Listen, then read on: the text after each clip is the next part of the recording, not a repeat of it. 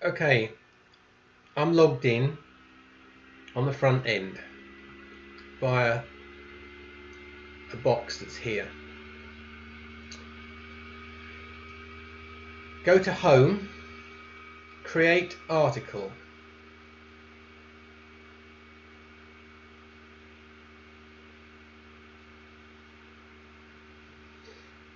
And the editor will come up.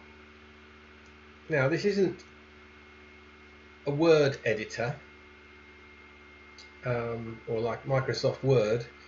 It's a basic editor, and you can toggle it at the bottom here to do HTML, but we don't have to worry about that too much.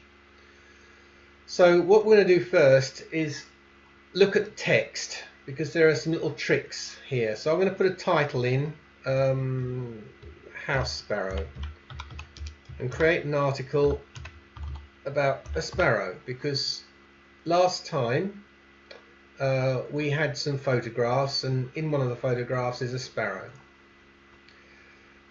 in the last lesson.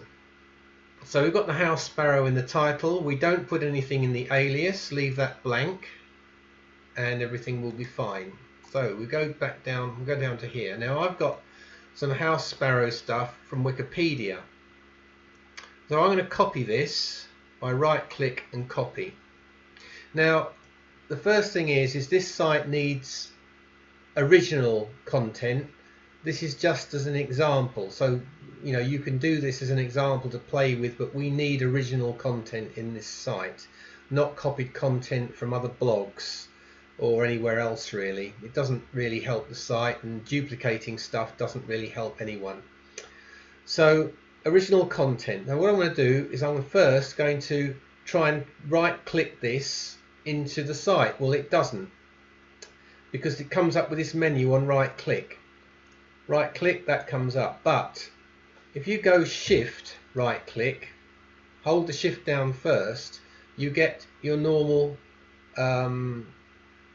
menu, but you can see here that paste isn't in here. I'll go again, that one, right click with the shift down, no paste menu. So you have to use Control V, hold the Control down and V, and there it is. So the first thing I'm going to do is, just to make it better, go to 12 point so that you can see what's going on. Now here it is, and we can see that here's the text from Wikipedia. Now you might have a word processor that you've done this in, like Microsoft Word or the open source word processor, and you'll think that you can just put that, copy it in this. But if you look at toggle the editor at the bottom, you'll see that there are codes inside this. These are HTML code that editors put in. So we have to get rid of that code. Well, you'd think that there'd be something easy on here to do. No, it's not that easy. So what we do is we have a look. I'm going to select this again, and on here it says clear formatting. Well, you can press that, and yes, it clears the formatting. But we'll go back down and have a look at the code again, and you'll see that there's still code in it that we don't really want. This can affect the formatting of your work. So what do? Well, the easiest thing to do to make sure everything's okay is to use Notepad. Notepad strips everything. So I've typed in Notepad at the search, Notepad comes up, click on it, put your text that you've got in here, and then just copy it again. Now put the text in. Let's get back down to the normal editor. So this is the normal editor. I'm going to select this text with the left mouse click. I'm going to hold shift, I'm going to go Control V, and put that in. Now we'll look at the HTML code and see if it's clean. Well, there you go. It's now all clean. All the tags have been stripped. You're not going to have any trouble formatting this inside a document for HTML. These P's these paragraph tags, they're what the editor puts in itself, so you can leave those. So there you go. Now we have some text in here that we can actually use.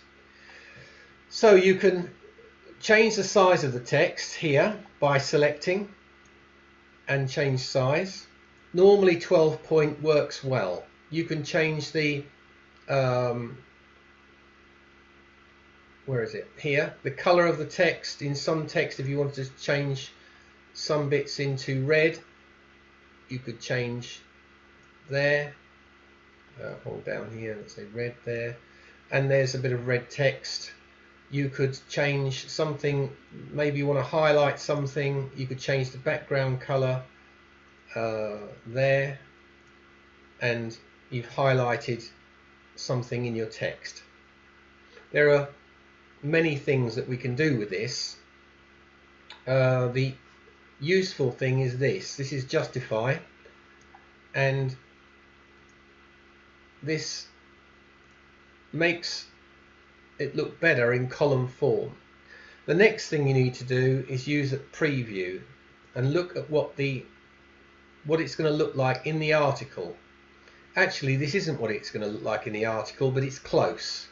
And you can see when you put photos in roughly how big your photos are and if it's making the text look ridiculous, because this is mainly the text area size that you're going to be working in when it appears in the website. So I think that's it for the text. You can play around with different things on here. Obviously when you're going text color, if you type anything in again, you need to change that back to black and this to white, just in case. And there you go. Now we should be able to normally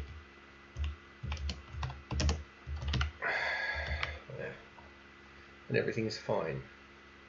So that's it for text. Stripping the tags out of the text, formatting them, adding a bit of color if you want to. I don't think there's anything else that we need to think about at the moment. Oh, bold, obviously, he's bold and italic. So you could make things bold, italic, underline. You could bold and italic them. Bold, italic, and underline.